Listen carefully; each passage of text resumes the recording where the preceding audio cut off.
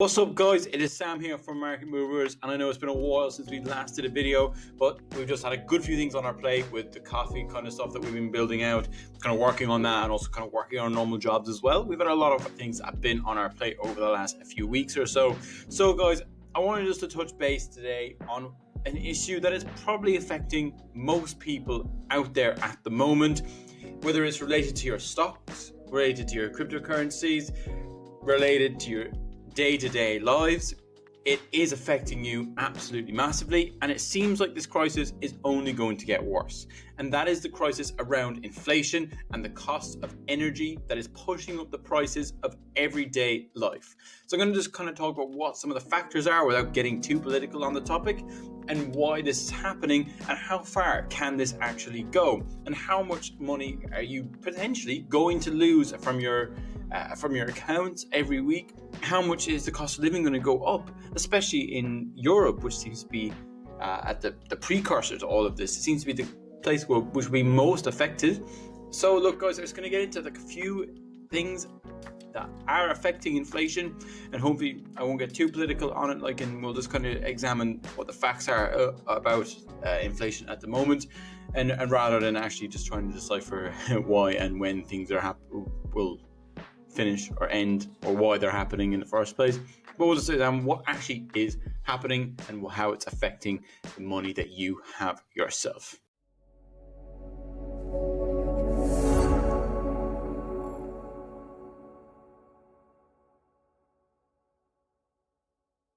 So, guys, inflation is what's happening right now. It's happening in every walk of life at the moment. It was happening even pre the whole situation that's currently unfolding in the east of Europe. It's been happening for the last few months. It's nearly bordering on hyperinflation. So this situation has basically come out of what happened during the COVID pandemic. We've probably mentioned it before. So there was excessive cash printing in the year of COVID in 2020 and also in 2021. So we put this money supply up to 90 in 2 years. An example of where increasing money supply has not caused a problem is actually Japan. So Japan's economy is basically not growing. It's not really has inflation. It's had deflation. It's basically where quantitative easing has happened over 20 years instead of happening in just 2. So the 2 years of quantitative easing by the ECB, by the federal government in the US, was basically keeping interest rates at zero. Now we have so much money in the system that it's making things incredibly expensive. So this is hurting the ordinary people more so than obviously the big corporations, the very, very wealthy. They're not really affected by these kind of things. So the excess money is meaning there's more money there. So the more money that's there increases the demand for said items. We cannot currently keep up with the demand because there's so much money. So that's why we're having these supply chain issues. But the supply chain issues are not really supply chain issues. It's more of a pull forward in demand for items and services. So it's basically just trying to keep up because there's more money there, there's more demand. So it's a strange one, and it's been increasing the prices of everything, from electronic goods, and now we're starting to see it in food, which is going to become very, very important, and people will start seeing it in the next few months, because ingredients to grow food, like fertilizer and stuff, are up over 100% in the last year. An example of a farmer, he spent $18,000 on fertilizer in 2020. He then spent $48,000 in 2021. So that means whatever he's producing is going to be passed on to the consumer, increasing the price yet again. So we're all going to start seeing this more so in day-to-day life. It's going to get more and more expensive for food. It's also getting crazy expensive for petrol and diesel, which is the main thing that we're seeing, especially in the European countries at the moment. As this conflict in the East is kind of continuing, it seems to be getting worse, not better. The talks don't seem to be getting anywhere. And basically, as we all probably know now from the headlines, that Russia is a massive exporter of natural gas, oil, all them kind of things that we do need in our daily lives to continue as normal.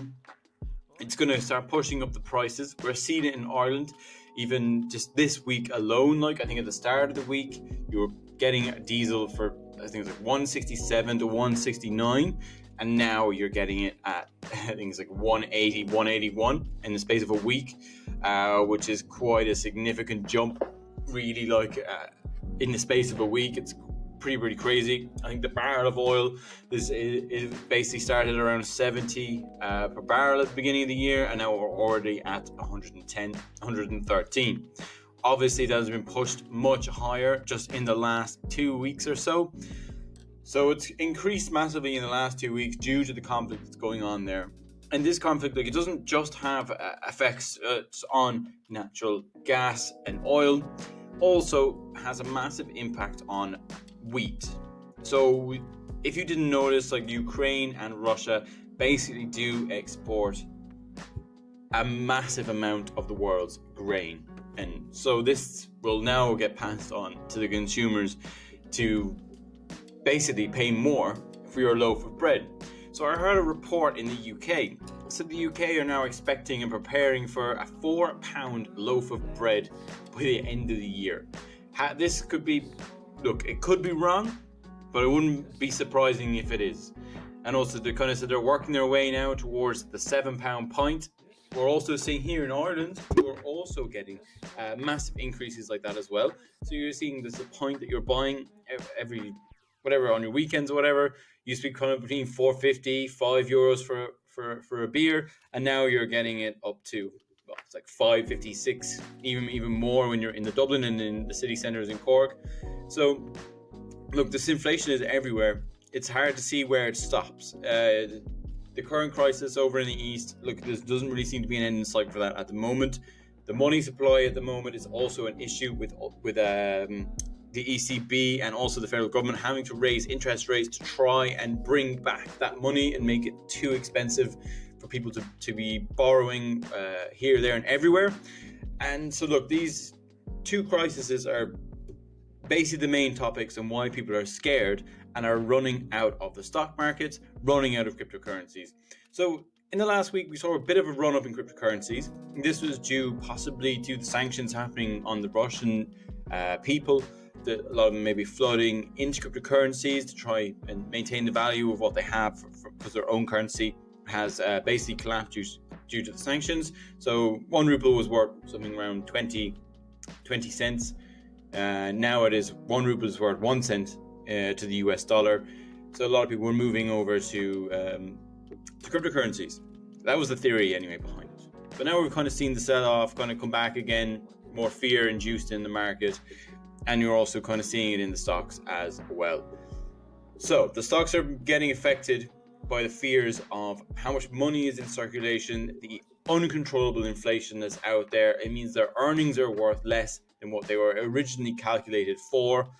They're also seeing this massive increase in energy costs, which is basically the more money you spend on energy, getting yourself from A to B, is less money that you will spend as a consumer out in a shop. So this is a concern. So more money that is out of your pocket and paying on energy is basically taking out of the profit of all of these corporations. So this is a massive concern for them as well. Like, this energy costs going higher are not good for the economy in general. You have OPEC, the Middle Eastern kind of commune of oil countries as well. They're basically not going to be increasing output at the moment. They're holding it steady. So look, they're loving this. If you're an oil producing country, high oil prices are very, very good for your economy. And look, them countries want to milk this as much as possible, as they lost so much money kind of in 2020. So there's a lot of calls for a lot of things to be done at the moment. I think the main situation they do want resolved is the conflict in the Ukraine. That is one of the number one priorities at the moment for governments all around the world, is to get that settled down and basically trying to bring it back to the negotiating table, to then we can address the other issues that we have, because this is distracting from the other issues that are affecting people. It might not seem that it's things will be so much worse for you, but it will be affecting you. Like, more and more money out of your pocket every week is going on energy costs and going on food costs, going on bills. It's less money on the consumer to spend, and it's very, very bad for the economy. So look, there's a lot of fear out there at the moment. A lot of stocks are selling off, a lot of crypto is selling off, and it's definitely something you do need to be watching. Do prepare yourself for potentially more losses, but dollar cost averaging into all these things generally always does work out. So guys, look, that's just a few concerns at the moment on inflation and why it's happening. So look, if you did enjoy this, do hit the like button, hit the subscribe button.